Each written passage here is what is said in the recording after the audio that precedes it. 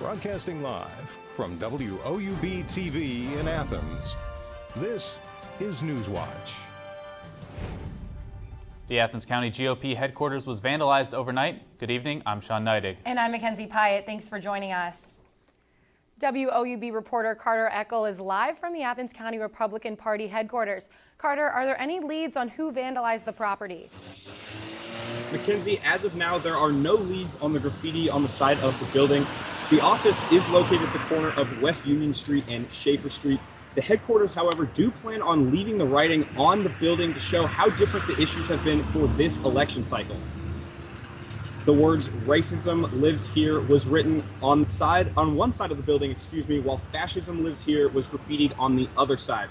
I talked to Pete Kalatis, chairman of the Athens County Republican Party, earlier today to find out how he felt about the vandalism of the headquarters. This is not your building. Go buy a building and you can spray paint all the stuff you want on it. While the graffiti remains, the headquarters is hoping that it will establish more dialogue around the issues of this current election cycle. All right. Thanks, Carter. More than 100 workers are on strike at Harbison Walker International after unanimously voting Monday to walk out on the South Shore, Kentucky plant. According to local union president Craig Hunt, the contract expired in March, but negotiations have stalled. The main union sticking points are pensions, benefits, and starting pay. The plant manufactures a refractory product for steel mills and glass factories. Hunt added that the union hasn't voted to strike at the plant since the 1970s. I'm be able to sit here as long as it takes. As long as it takes. Is it going to hurt me? Eventually, yes. Is it going to hurt these guys? Eventually, yes. Guess what? We're 120 members strong. It's not going to change anything. The previous contract was a 4-year deal. Union contracts typically are between 3 and 5 years. The Foundation for Appalachian Ohio is accepting applications for the 2016 AEP Access to Environmental Education mini-grant program. The foundation provides grants for organizations in the 32 counties in Appalachian Ohio that encourage youth participation in activities related to natural resources. About $26,000 are available, and all applications must be submitted by November 11th. For more information on who is eligible for awards, you can visit www.appalachianohio.com.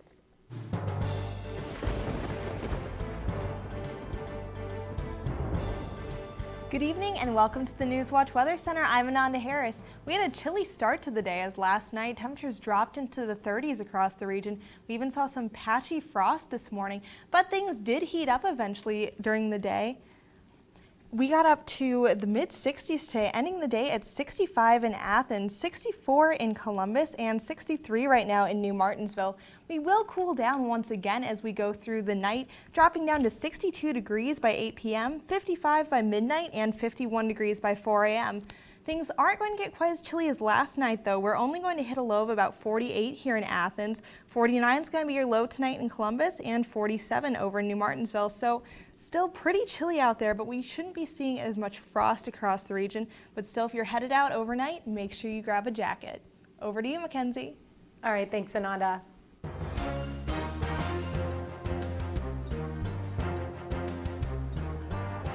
Today is the final day for Ohioans to register to vote in next month's presidential election. By registering, you can also vote for state and local officials, including congressmen, justices of the Supreme Court of Ohio, and members of the State Board of Education. To register, you can visit your local Board of Elections, public library, or a variety of other places. For a list of locations you can go to register, visit ohio.gov. Also, absentee and in-person early voting in Ohio begins as early as tomorrow. West Virginia's Democratic and Republican nominees for governor will face off tonight in their second and final head-to-head debate. Billionaire Democratic businessman Jim Justice and Republican State Senate President Bill Cole will take part in the debate. The event will take place at 7 p.m. at the Clay Center for the Performing Arts in Charleston. The Kentucky Labor Cabinet plans to release a monthly report on the amount of unpaid wages it collects and returns to employees. The cabinet says that officials refunded employees about $200,000 in wages in September. That brings the total to more than $1 million for this year. Unpaid wages include unpaid overtime, withheld final paychecks, illegal pay deductions, and pay below minimum wage. The cabinet secretary says the reports show the commitment to making sure Kentucky workers get the wages owed to them. Native American groups in Ohio are coming together to protest a planned pipeline near Indian lands. Yesterday, which was Columbus Day, groups from all over the state gathered outside Columbus City Hall to call on Ohio to support more renewable energy. The protest followed a federal appeals court decision allowing construction of the Dakota Access Pipeline near the Standing Sioux Tribes Reservation in North Dakota. Ohio State University will launch a study during the construction of the Utopia East Pipeline. The university plans to look at soil problems caused by pipelines and its impact on farmlands.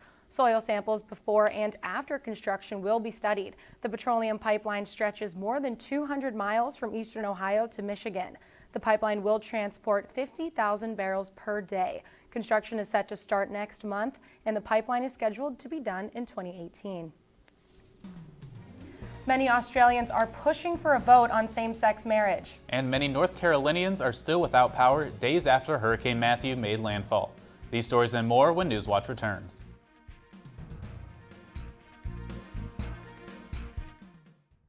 University students really have a huge sense of pride in our campus, in our school, and in our education. People don't come to Ohio just to go to college. They come here to become a Bobcat. It's a really unique atmosphere. Bobcat pride is having that natural camaraderie. Bobcats are just happy to be Bobcats. My favorite time of year at Ohio has to be homecoming. When the alumni come back, you can see that the love of this university doesn't fade. Once you're a Bobcat, you're always a Bobcat.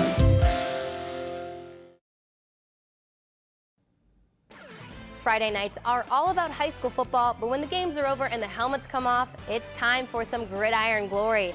I'm your host, Danny Dean, back under center. Don't miss a play this season. Join myself and the rest of our team on Friday nights at 11:30 on WOUB, and catch us again on Saturday mornings at 11:30.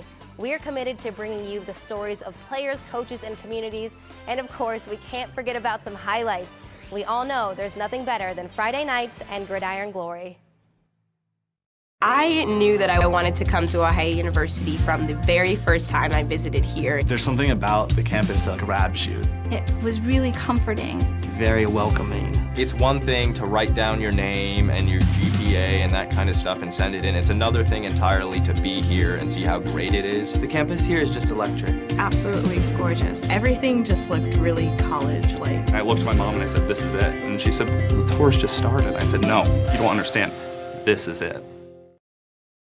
My professors really care. They care about my grades, they care about my opportunities, they care about my experiences, they want me to succeed. They give those opportunities to the students. My professors have been extremely approachable. Literally, their door is always open. You can go to them with pretty much anything. Everyone knows your first and your last name and where you sit in the classroom. I really never feel like I'm being talked down to or just being taught material. I always feel like I'm having a conversation. And they want to share those opportunities and those experiences with us.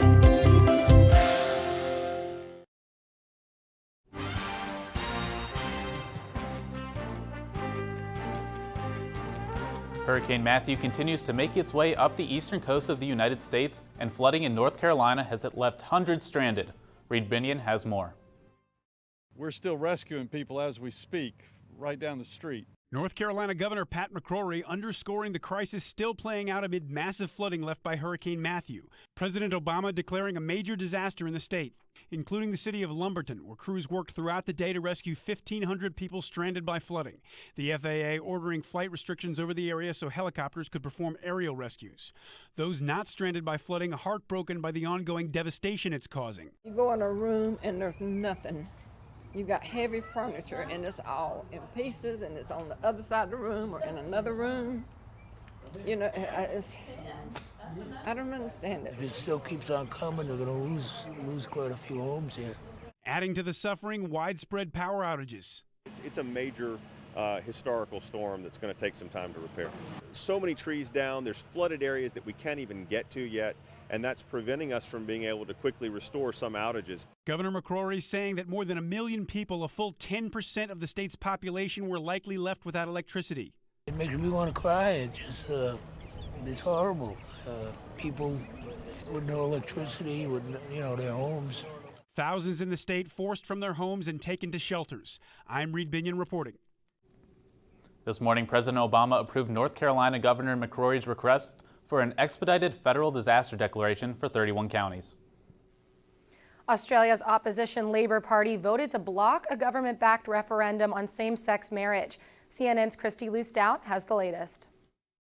Like many other gay couples in Australia, Des and Rex hope to get married as soon as it becomes legal in their country, sealing an 11-year relationship they describe as full of love and trust. It says that our relationship is actually equal to everybody else's out there. You know, it's not better or worse, whatever. It's actually equal. They can't wait much longer. Des has cardiomyopathy. Both ventricles of his heart are failing, and his doctors believe he may only have a year left to live.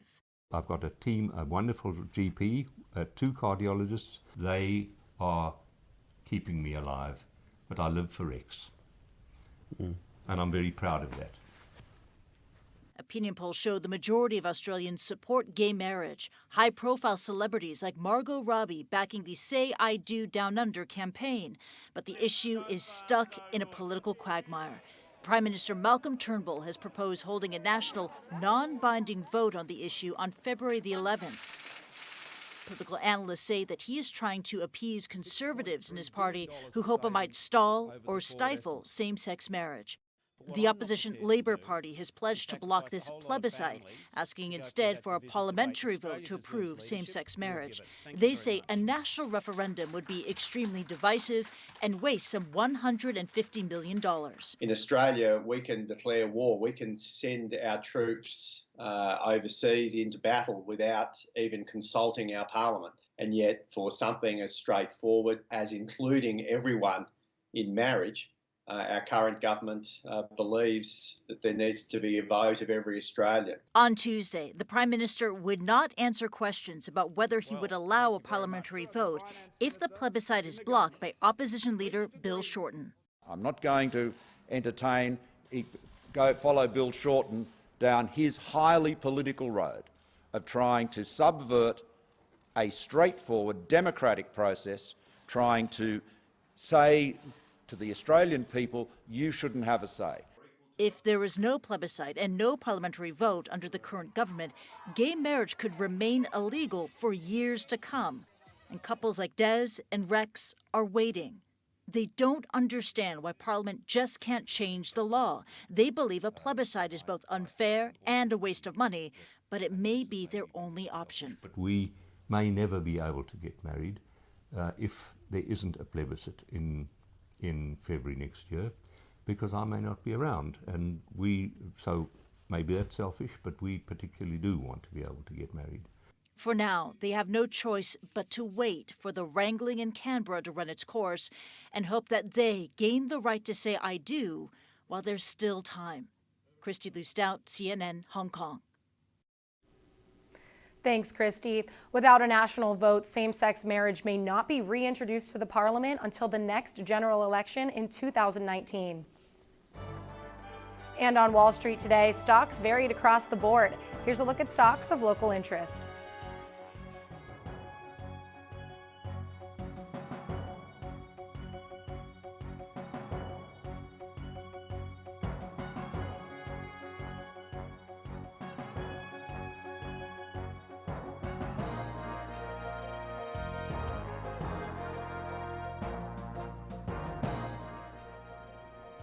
If you are thinking of starting a gluten-free diet, there's some things that you should know. That story's still ahead. And things are going to warm up a bit tomorrow, but that's going to be short-lived as another cool down is on the way. And it may be time to bring out the umbrellas. With that cool down, we may see some rain. I'll have all that, plus your extended forecast, coming up on Newswatch. Professors really care. They care about my grades, they care about my opportunities, they care about my experiences, they want me to succeed. They give those opportunities to the students. My professors have been extremely approachable. Literally, their door is always open. You can go to them with pretty much anything. Everyone knows your first and your last name and where you sit in the classroom. I really never feel like I'm being talked down to or just being taught material. I always feel like I'm having a conversation. And they want to share those opportunities and those experiences with us. Ohio University students really have a huge sense of pride in our campus, in our school, and in our education. People don't come to Ohio just to go to college. They come here to become become a bobcat. It's a really unique atmosphere. Bobcat Pride is having that natural camaraderie. Bobcats are just happy to be Bobcats. My favorite time of year at Ohio has to be homecoming. When the alumni come back, you can see that the love of this university doesn't fade. Once you're a Bobcat, you're always a Bobcat. I knew that I wanted to come to Ohio University from the very first time I visited here. There's something about the campus that grabs you. It was really comforting. Very welcoming. It's one thing to write down your name and your GPA and that kind of stuff and send it in. It's another thing entirely to be here and see how great it is. The campus here is just electric. Absolutely gorgeous. Everything just looked really college-like. I looked at my mom and I said, "This is it." And she said, "The tour's just started." I said, "No, you don't understand. This is it." Friday nights are all about high school football, but when the games are over and the helmets come off, it's time for some gridiron glory. I'm your host, Danny Dean, back under center. Don't miss a play this season. Join myself and the rest of our team on Friday nights at 11:30 on WOUB, and catch us again on Saturday mornings at 11:30. We are committed to bringing you the stories of players, coaches, and communities, and of course, we can't forget about some highlights. We all know there's nothing better than Friday nights and gridiron glory.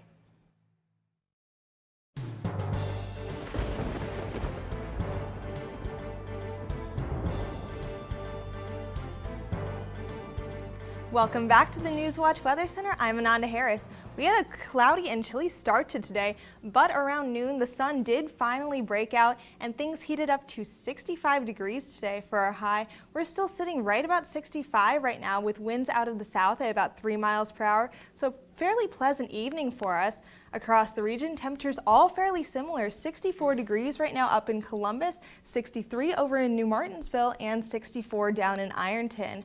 For today, we do see we are right around average for our highs, but if we take a look over at our lows this morning, we hit 34 degrees, just barely above the freezing point. We were over 10 degrees below normal for this time of year. Those cold temperatures did cause some frost this morning across the region, but not to worry because tonight we will not get quite as chilly, only going to drop down to about a low of 48 degrees, so still a little bit on the cold side, but definitely not going to have to worry about bringing those plants in tonight. Across the region, temperatures all going to be in the mid to upper 40s, 49 the low tonight in Columbus, 45 over in Newark, and 48 down in Ripley. As we go toward tomorrow morning, for your morning commute, things will still be a bit on the chilly side at 48 degrees for your bus stop forecast. We shouldn't be seeing any rain tomorrow morning though, so don't worry about sending those kids out with a raincoat. We'll have those sunny skies in the morning and those will continue all through your day. We're all a very pleasant day tomorrow, heating up to 65 degrees by noon tomorrow, 72 degrees by 4 p.m. Our high tomorrow will be about 75 degrees here in Athens, so a very beautiful day. A little bit warmer than average for this time of year, but that's not going to last too long. I'll have more on that in just a second. For tomorrow, for your highs, we're going to hit 78 degrees up in Columbus, 76 over in New Martinsville, 76 over in Jackson, and our warmest point tomorrow will be 79 degrees down in Ripley.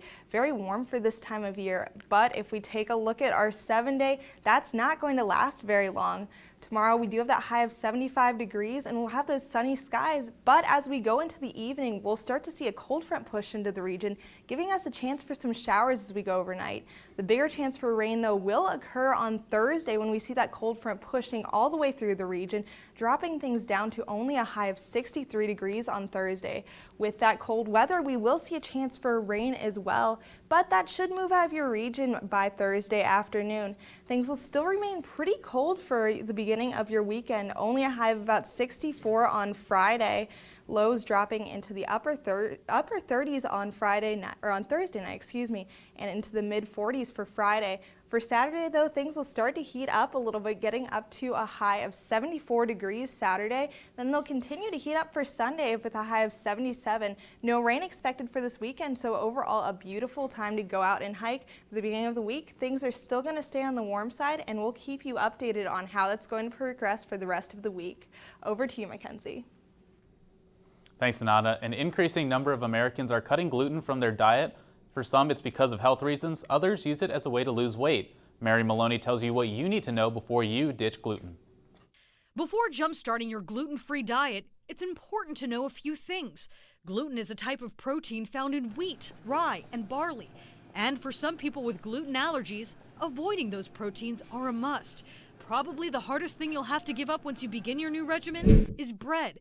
Hamburger buns, bagels, muffins, they're all off limits. The good news? Most grocery stores carry gluten-free products like bread, which are made out of either rice or potato flour. Next on the list is pasta. Luckily, you don't have to entirely say goodbye to those Italian dishes. Look out for gluten-free pasta made from corn or quinoa. And what about dessert, you ask? Unfortunately, since most cookies and cakes are made with wheat flour, you'll have to avoid them too. But if you have a sweet tooth, most hard candies are gluten-free. And when it comes to alcohol, most beers are made with barley malt. So you'll want to skip the six-pack. Wine and liquor are typically gluten-free. Cheers to that. For today's Health Minute, I'm Mary Maloney. In addition to grocery stores, many restaurants offer gluten-free options as well. Good evening, everyone. I'm Kellyanne Stitz. Coming up in sports, the Indians continue to make way in postseason and send a baseball legend into retirement. And the Ohio volleyball team makes a dramatic come-from-behind win over their Mid-American Conference West Division foe, making Ohio's record 9-9 and 5-1 in the MAC. That's all next on Newswatch. Stay tuned to WOUB. Here's a look into what's coming up tonight on your public television station.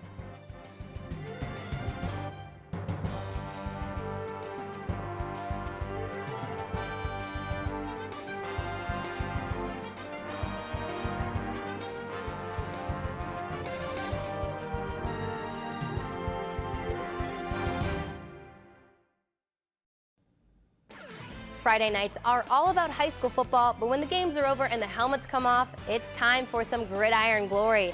I'm your host, Danny Dean, back under center. Don't miss a play this season. Join myself and the rest of our team on Friday nights at 11:30 on WOUB and catch us again on Saturday mornings at 11:30. We are committed to bringing you the stories of players, coaches, and communities, and of course, we can't forget about some highlights. We all know there's nothing better than Friday nights and gridiron glory. Ohio University students really have a huge sense of pride in our campus, in our school, and in our education. People don't come to Ohio just to go to college. They come here to become a Bobcat. It's a really unique atmosphere. Bobcat pride is having that natural camaraderie. Bobcats are just happy to be Bobcats. My favorite time of year at Ohio has to be homecoming. When the alumni come back, you can see that the love of this university doesn't fade. Once you're a Bobcat, you're always a Bobcat. My professors really care. They care about my grades, they care about my opportunities, they care about my experiences, they want me to succeed. They give those opportunities to the students. My professors have been extremely approachable. Literally, their door is always open. You can go to them with pretty much anything. Everyone knows your first and your last name and where you sit in the classroom. I really never feel like I'm being talked down to or just being taught material. I always feel like I'm having a conversation. And they want to share those opportunities and those experiences with us.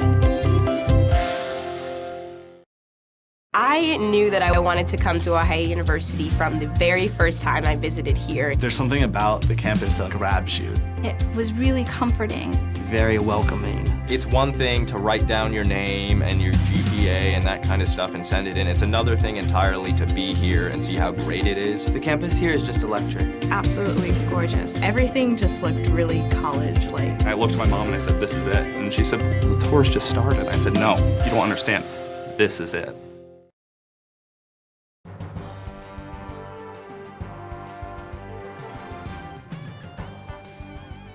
Welcome back. I'm Kellyanne Stitz. 2016 continues to be the year for Cleveland sports. The Indians swept the Red Sox last night with a 4-3 victory, sending David Ortiz into retirement.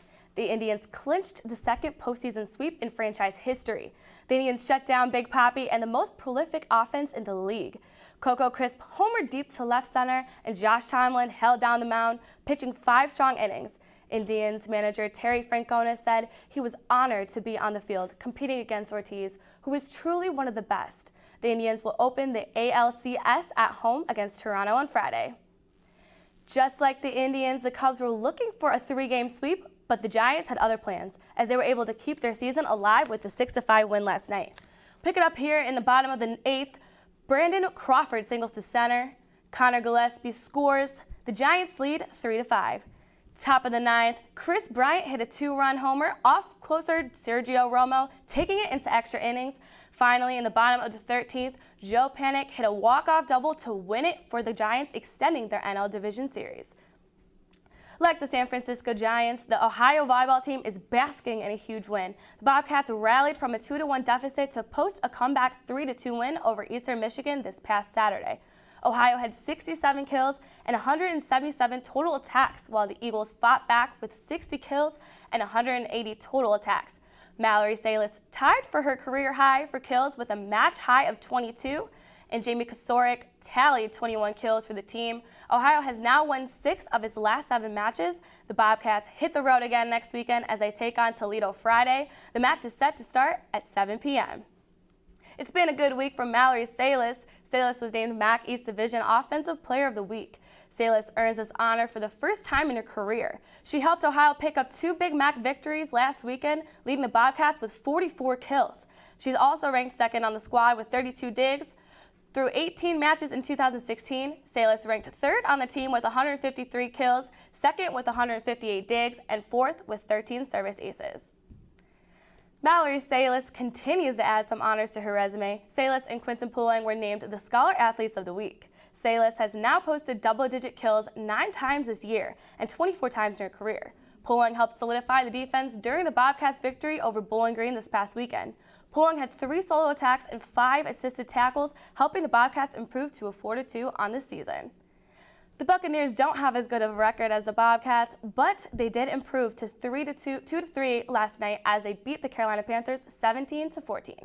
The Panthers were without star quarterback Cam Newton, who is currently out with a concussion, and that would turn out to really hurt as former Cleveland Browns quarterback and now Carolina starting quarterback Derek Anderson threw 2 interceptions in last night's game. The Buccaneers won the game with a 38-yard field goal by rookie kicker Roberto Aguayo. The Panthers currently sit at 1-4 without Cam Newton. The University of Rio Grande is adding a couple of sports teams to their programs in the 2018-2017 year. The list of the athletic programs at the university just got a little bigger. School officials announced today that golf and bowling for both men and women will be added at the beginning of the 2017-18 year. Athletic Director Jeff Lanham says they are committed to the growth in athletics. I'm Kellyanne Stitz, and that's it for sports. Back to you, Mackenzie. Thanks, Kellyanne. Before you eat chocolate chip cookie dough ice cream, you might want to think again. Bluebell announced an expanded recall on all ice cream containing cookie dough. Last month, the company issued a recall on 2 types of ice cream products with cookie dough. Contaminated products may contain listeria. The company lists lapses in the food safety system as the cause of the outbreak. The extended recall comes after Bluebell's supplier provided more information on affected batches. According to the creamery, no illnesses have been reported. Now let's send it over to Ananda for a final look at weather. Thanks, Mackenzie. Right now we're sitting in the low 60s and we'll drop down to 62 degrees by 8 p.m. As we hit midnight, we're going to go down to 55, dropping to 51 degrees by 4 a.m. The low overnight will get down to 48 degrees, so a bit on the chilly side. Make sure you're bundling up if you're going to be out late tonight. Tomorrow, though, we will heat up to 75 degrees, well above average for this time of year, so take advantage of that because on Thursday, we will see a cold front pushing into the region, dropping things back down into the low 60s. The lows overnight on Thursday are going to drop into the upper 30s, so we will get that chance for frost once again. And for the weekend, we'll heat right back up. Over to you, Mackenzie. All right, thanks, Ananda. And that does it for our broadcast this evening. Thanks for watching. I'm Mackenzie Pyatt. And I'm Sean Neidig. Stay tuned for the PBS NewsHour coming up next. And remember, you can always find the latest news anytime at WOUB.org. Have a great night.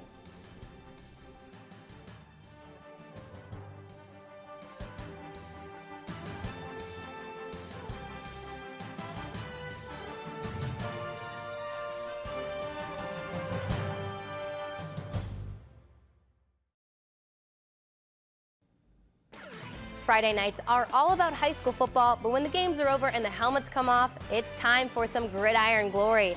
I'm your host, Danny Dean, back under center. Don't miss a play this season. Join myself and the rest of our team on Friday nights at 11:30 on WOUB and catch us again on Saturday mornings at 11:30.